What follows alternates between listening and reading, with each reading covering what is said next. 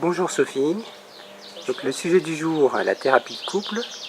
Pouvez-vous nous dire quand et pourquoi les couples viennent vous voir? Alors les couples en général viennent me voir en priorité pour un problème de communication. Ils ne savent plus se parler, ils ne savent plus se dire, ils ne savent plus énoncer, émettre leurs besoins et ils se sentent souvent incompris par leur partenaire. Donc ça c'est souvent la première problématique. Et une deuxième problématique pourrait être justement, comme il n'y a plus de communication dans le couple, il peut y avoir un des deux qui est parti ailleurs, qui est allé voir un petit peu ce qui se passe à l'extérieur de sa bulle. Et ils arrivent dans ces cas-là dans un moment critique, un moment assez intense, violent, de choc, où un des deux partenaires se sent trompé par l'autre et donc la confiance est complètement trahie. Donc c'est souvent pour cela qu'ils viennent.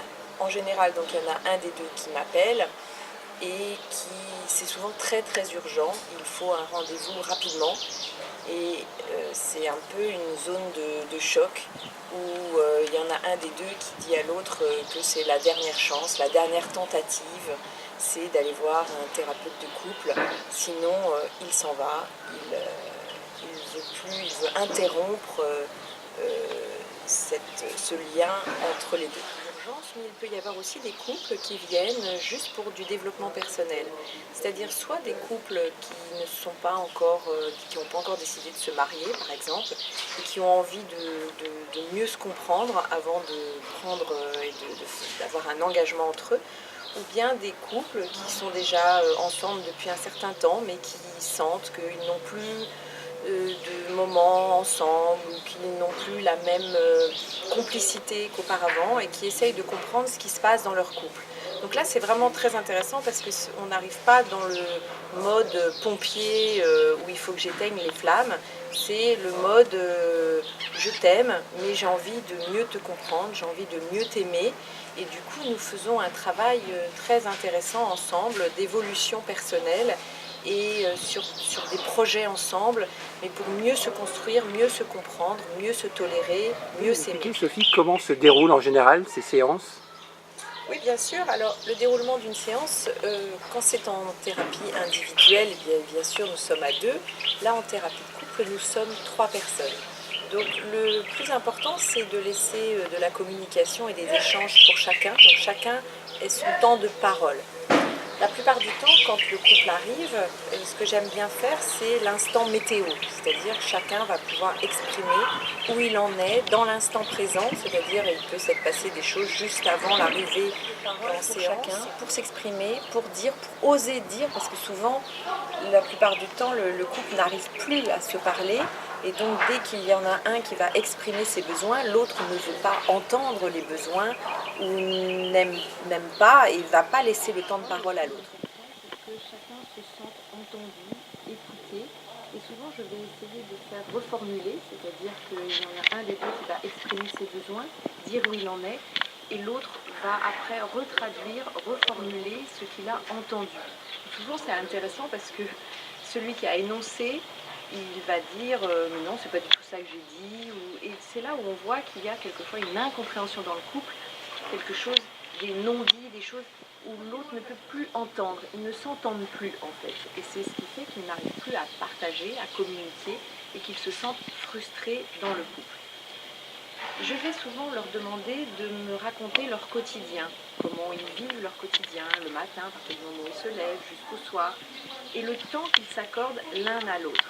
Et ce que je vais leur demander, c'est est-ce qu'ils s'accordent au moins un quart d'heure par jour pour se regarder, se raconter, s'aimer, se dire des mots dans l'oreille, se tenir la main, s'embrasser,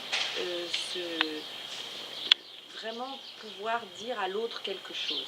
Et souvent, on va s'apercevoir qu'ils n'ont même pas 5 minutes de commun dans la journée, c'est-à-dire 5 minutes où vraiment ils sont l'un pour l'autre. Ils vont faire des milliers de choses, ils vont s'occuper de leurs enfants, ils vont être dans des contraintes familiales, mais ils ne vont pas vraiment être l'un pour l'autre.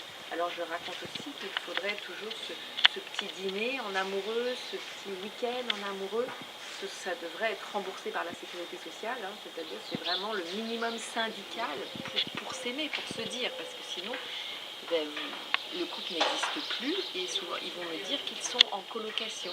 On est devenus colocataires. On s'aime, mais nous sommes juste des amis, nous sommes des partenaires de vie. Nous sommes très bien dans notre bulle avec notre famille, nos enfants, mais dans le couple ne vit plus du tout. Alors la première chose, en tout cas le premier conseil que je pourrais donner, c'est pour les couples, s'ils m'énoncent qu'ils dînent devant la télévision, c'est la télévision, on la met à la cave et on la met surtout pas dans la chambre. C'est-à-dire qu'il y a la télévision, c'est comme si vous invitiez une troisième personne chez vous. Donc vous vivez avec une troisième personne, mais vous n'êtes plus tous les deux en couple. Donc premier conseil, vous arrêtez la télévision, ou en tout cas le temps des repas, vous n'avez plus de télé. Et le soir, au moins, quelques soirs par semaine, vous accordez ce temps pour sortir, aller au cinéma, ou bien un petit dîner en amoureux à la maison, une fois que les enfants sont couchés, mais sans télévision, sans portable, sans tablette, sans ordinateur. Vous arrêtez tout ce qui est virtuel et tout ce que vous invitez chez vous qui ne sont que des parasites de votre couple. Sophie, et comment se termine une thérapie? Et comment sait-on qu'elle est terminée? Alors, les couples, en fait, viennent me voir souvent parce qu'ils voudraient sauver leur couple. Sauver leur couple, je ne sais pas si ça a vraiment un sens. Ça serait plutôt mieux comprendre son couple et prendre les bonnes décisions. Prendre la décision de poursuivre ou prendre la décision d'arrêter. Mais vraiment en connaissance de cause. C'est-à-dire, je pose les choses, on se regarde, on se rencontre, on se connaît mieux, chacun individuellement, et on comprend mieux la robotique qu'il y a dans le couple et qu'est-ce qui se passe dans le couple. Pourquoi le couple ne va plus bien? Pourquoi on aimerait retourner en arrière dans les moments de rencontre où on s'est vraiment aimé? Pourquoi il n'y a plus de rencontres physiques, sexuelles? Pourquoi il n'y a plus de désir? Pourquoi il n'y a plus de projet? Et tout cela, c'est vraiment ça qui va nous permettre de savoir qu'est-ce que je veux faire de mon couple? Est-ce que je veux poursuivre ou non? Et donc la fin de la thérapie, ça sera le moment où vraiment les choses se clarifient.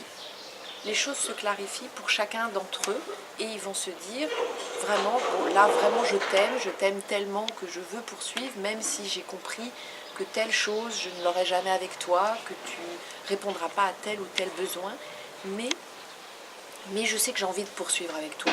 Ou au contraire, c'est plus possible, j'ai fait déjà trop d'efforts, je n'ai plus envie en fait, ça ne me parle plus. Et dans ces cas-là, le couple va se dire qu'il a envie d'arrêter, mais au moins il aura compris des choses, ils auront compris des choses pour l'avenir, ils auront compris des choses pour comment mieux se séparer, pour leurs enfants aussi, pour leur dire, savoir dire aux enfants, et comment poursuivre leur chemin chacun de leur côté, mais avec un vrai enrichissement, une évolution personnelle, pour ne pas recommencer la même chose. Parce que dans la vie, on vous apporte sans arrêt, sur un plateau, la même chose. Et tant que vous n'avez pas compris, on vous le resserre. Donc si vous n'avez pas compris ce qui s'est passé dans votre couple, si vous n'avez pas compris pourquoi vous avez voulu aller ailleurs, si vous n'avez pas compris pourquoi vous avez voulu rompre cette bulle amniotique en fait, et que vous êtes parti, eh bien vous allez recommencer ailleurs la même chose. Tout vous sera resservi pareil.